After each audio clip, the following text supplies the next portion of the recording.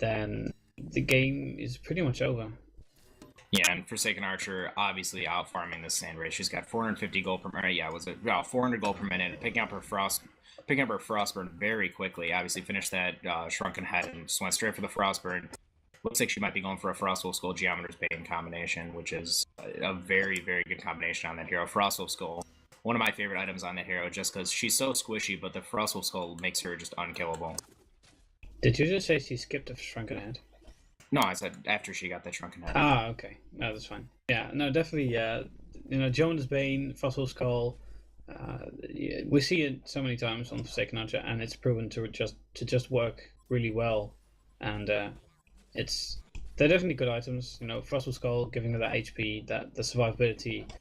It's not even about the slow. I mean, of course the slow helps, but it's just extra damage output and extra health that really makes it powerful. And with that split shot, she can slow everyone she hits with a split shot. And in team fights, if you position yourself a bit correctly, that's usually 3 or 4 enemy heroes. Yeah, so, and that's honestly what makes it the most effective item on her for me, from my perspective, is that split shot. If she did the split shot, yeah, it's a good item. Frostwolf Skull is a good item, but the ability to literally slow everyone on the other team just by auto-attacking when you already have a Geometer's Bane that makes you attack super fast is just a great combination and a great way to just totally dominate another team. Yes, definitely. See her just kind of farming up while the rest of the Hellborn team kind of sitting in this middle lane trying to, I guess, distract the Legion team and just put a little pressure on this middle tower. So well done by them. They've really been doing a good job of keeping the attention away from this Forsaken Archer and allowing her to get that great farm. I think that's one of the main things they've been doing well this game, is kind of just leaving her in the background. And even at the beginning of the game when they were down that bottom lane, messing with the Legion tri-lane and making the Legion team come down there and try and support their tri-lane instead of paying attention to her up at the top lane. I think that was really good by them and a very good job of letting their carry farm and doing a good job supporting her. Definitely, and perhaps also partly the Legion team not responding properly to that farm the Forsaken Hunter has had, because they haven't really had any good attempts. Actually, I see some initiation middle lane. Looks like a pretty big team fight. Hellbringer using his ult. Wretched Hag using hers, but only catching Chipper, looks like.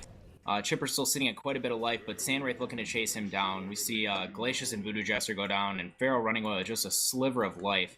Great initiation by the Legion team. They knew where the Hellborn team was, and just that's one of the times where I see them get great initiation. Obviously, Forsaken Archer wasn't there, and they knew that. They saw her bottom lane farming, so great job by them taking the opportunity to get a couple of hero kills, and looks like Chipper will actually take down Wretched Hag, who was chasing him for quite a while, so very good job by him.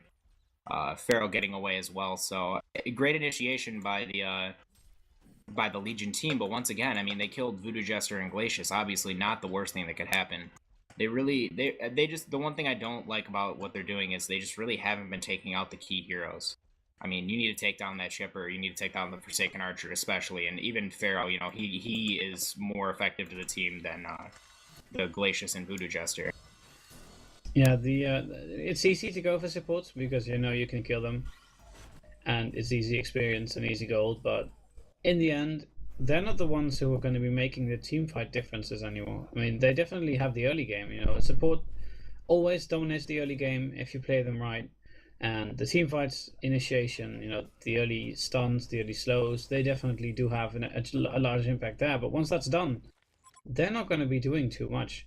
A Voodoo Just ultimate, yes, can do a lot of damage, but at the same time, who cares? I mean, if you compare it to a Forsaken Archer, level 16, a Chipper level 16, they deal so much more damage, and that Pharaoh provides all the control they need.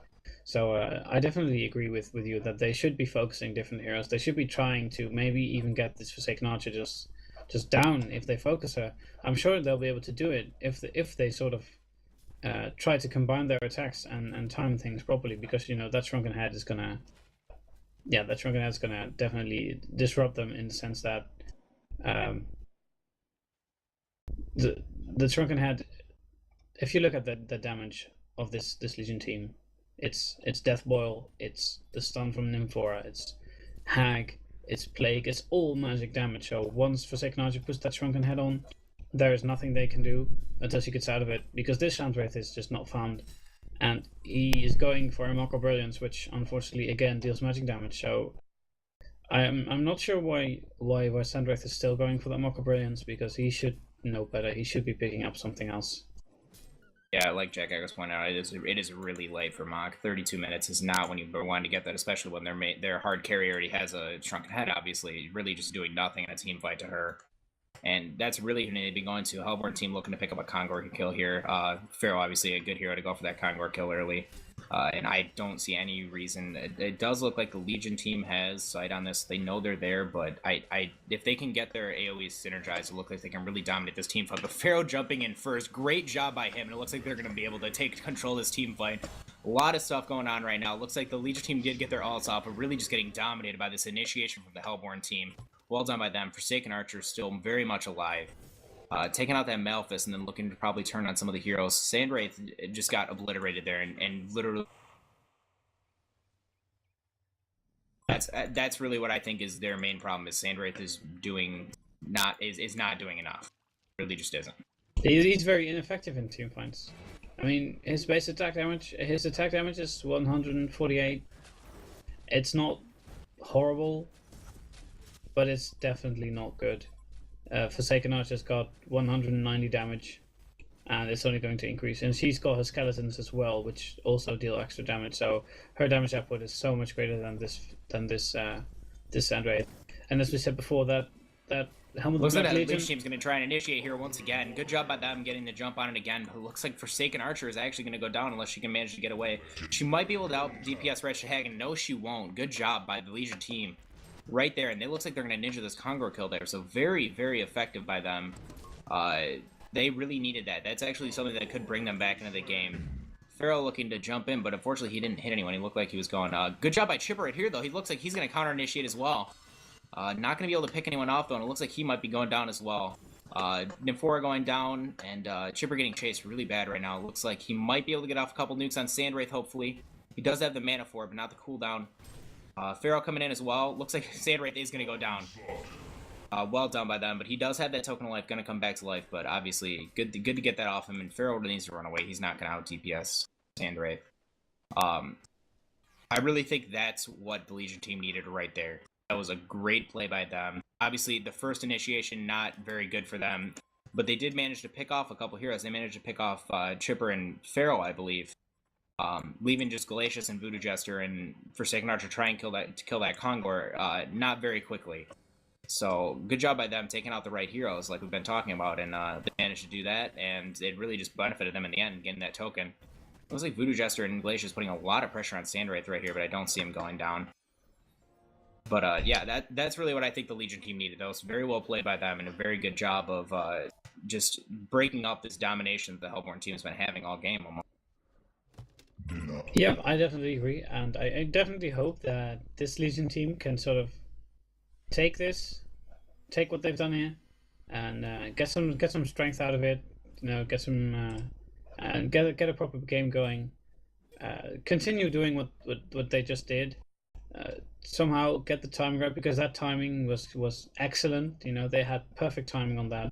They were able to drive off the Hellborn team, get some kills, kill Kongor, get that token, and even if they already wasted that token because Sandwraith wasn't able to take all that damage, they still were very effective in regaining some control of this game. So if they keep doing this, I will definitely be hoping to see a game that sort of pulls slightly more back into the Legion favor, and then we're just going to have a proper all-out team fight, you know, Legion versus Hellborn, and see who actually wins this end game.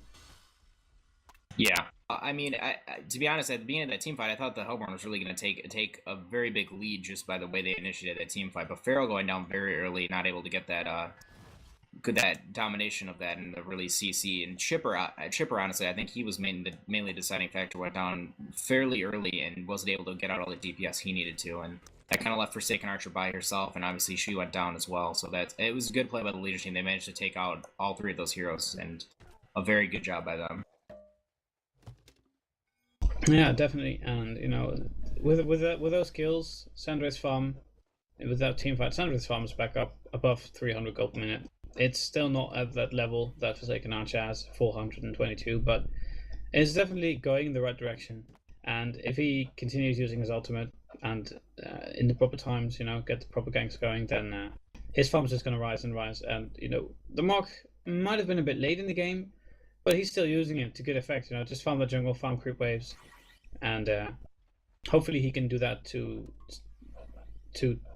well, with such efficiency that he will actually be able to catch up to this Forsaken Archer and provide some proper resistance in team fights, even if they don't get the perfect initiation. Yeah, it might have been a little bit late, but obviously Sandwraith not the earliest of carries. He's really kind of one of those AFK for 45 minutes, and I'll be back, and I'll just dominate an entire team. So looks like the Hellborn team's actually initiated on a Sandwraith right here. Ferret trapping him in the mummies, but obviously Sandwraith just able to get out of there. Forsaken Archer missing the hold, but I don't see them really getting any of the kills here. Looks like they're just going to back out. It's a good decision by them because Legion team had quite a few people waiting back there by that tower. So good try, good attempt by them, but just the one thing about Sandwraith is he's such a slippery hero, just with that nuke that allows him to just walk right through Pharaoh's mummies. As long as he's able to get that nuke off, he can really just walk away from anything that the Hellborn team is doing, unless they get quite a few stuns on him. Yeah, definitely. I don't know if anyone got any good items yet. Pharaoh finishing his Shaman's headdress, which is good for them. Looks like he might be going for a barrier idol, I would hope. Actually, good initiation by the Legion team right here, getting all of their ultimates off right there. Plaguerider's ultimate coming in on Forsaken Archer, and she doesn't have her Shrunken Head up. She just used it in that team fight against, or I'm sorry, that attempted gank against Pharaoh.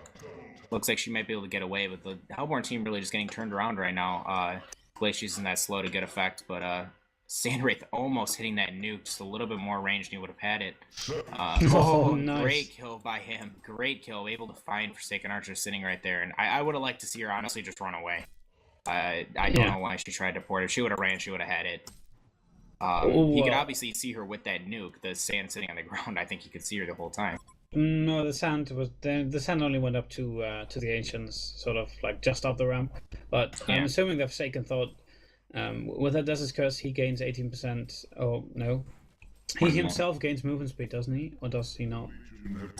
Yeah, 18% movement speed he gains from that. I'm assuming she thought that he might catch up to her if he kept that movement speed. So it's a questionable decision. I almost thought that that Sandwraith hadn't seen him because he was sort of moving away, but then turned around and actually killed her. But I definitely agree with you that running would probably have been the best option. Yeah. It's just I see Sandwraith taking over this game now. Obviously, Forsaken Archer taking a couple deaths, and Sandwraith really just benefiting from that farm. Looks like he will be going for Geometer's Bane. Just a very effective thing for Sandwraith to have, especially these later levels when he has that life, because obviously with the Dissipate,